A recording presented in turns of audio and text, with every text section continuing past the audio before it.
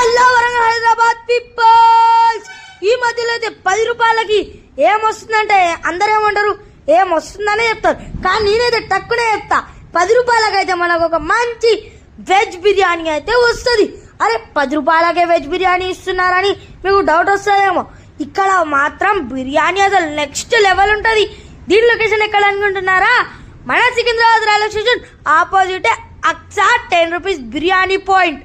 మనకైతే వేడిగా వెజ్ బిర్యానీ ఇస్తున్నారు చూడండి. నేనైతే సికింద్రాబాద్కి వచ్చినప్పుడు ఈ 10 రూపీస్ వెజ్ బిర్యానీ తినకపోతే అసలు నేను రిటర్న్ పోనంటూ ఉంటా.